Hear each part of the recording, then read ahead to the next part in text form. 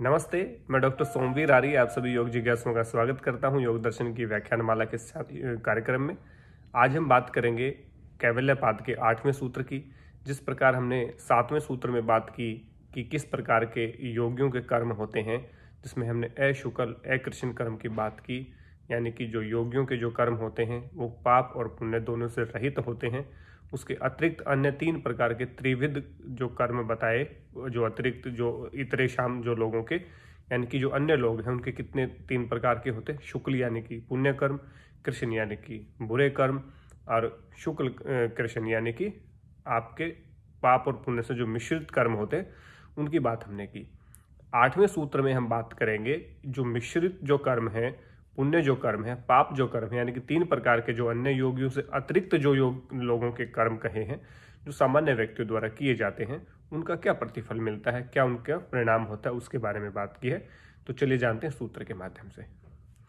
ततः अर्थात उन त्रिविध कर्मों के अनुसार, यानी कि शुक्ल कृष्ण और शुक्ल कृष्ण कर्मों के माध्यम से ही तद विपाक उन कर्मों के फलों के अनुसार फलों के अनुसार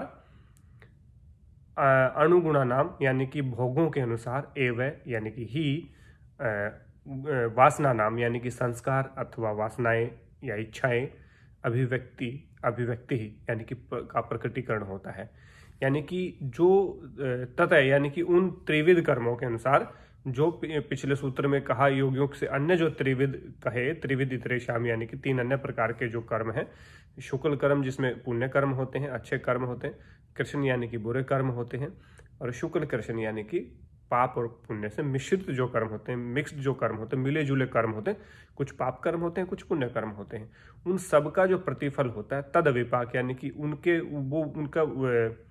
उनके फलों के अनुसार ही, विपाक यानी कि उनके फल के अनुसार ही, अणुगुणा नाम यानी कि उनके भोगों के आधार पे, एवं यानी कि ही वासना नाम यानी कि इच्छाएं या वासनाएं या संस्कार जो होते हैं, इसकी जो वासना नाम यानी कि संस्कार अभिव्यक्ति यानी कि उन संस्कारों का प्रकटीकरण होता है।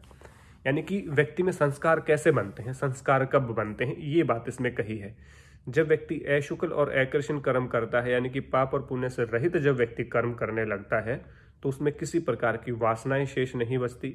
वो सब वासनाओं से, सब प्रकार की कर्मों से मुक्त हो जाता है और एक मुक्त आत्मा के रूप में रहता है, यानी कि उसको मुक्ति प्राप्त हो जाती है। वो किसी प्रकार के कर्म संस्कार उसमें शेष नहीं रहते। लेकिन जैसे ही व्यक्ति सामान्य कर्म करता है, यानी कि पुण्य काम करता है, तो उसके अंदर पुण्य चीजों के संस्कार होते हैं, उनका प्रकटीकरण होता है। जो व्यक्ति बुरे काम करता है तो बुरे फल के रूप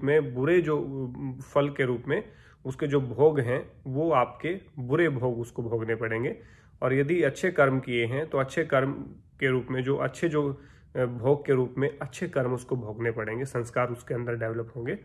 यदि पाप और पुण्य मिश्रित कर्म किए, यानी कि कुछ अच्छे भी किए हैं और कुछ बुरे कर्म भी किए हैं, तो उन दोनों को मिलाकर के उसका परिणाम उसको मिलता है, उसका प्रतिफल उसको मिलता है। यानी कि अच्छे और बुरे दोनों ही संस्कार उसके का प्रकटीकरण, यानी कि दोनों ही संस्कार उसके अंदर आते हैं और उन दोनों संस्कारों के माध्यम से ही वो अपना जीवन यापन करता है।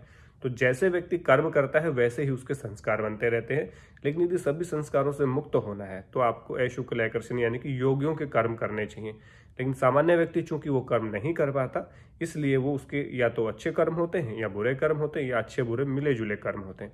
तो जैसे भी कर्म होंगे वैसे ही संस्कार उसके प्रकट होंगे, ये इस सूत्र में कहा गया है। तो आशा है कि आपको ये सूत्र समझ आया होगा। यदि फिर भी कोई बात आपको लगे कि समझ नहीं आई तो आप जरूर हमें कमेंट बॉक्स में लिखिए, हम उसका समाधान करने का भरपूर प्रयास करेंगे।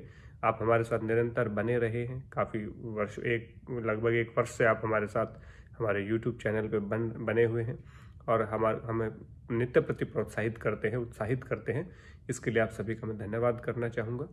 और जल्द ही 9वें सूत्र को, कैवल्यपाद के 9वें सूत्र को लेकर के आपके सामने प्रस्तुत होता हूँ। तब तक के लिए आप सबका धन्यवाद। नमस्ते।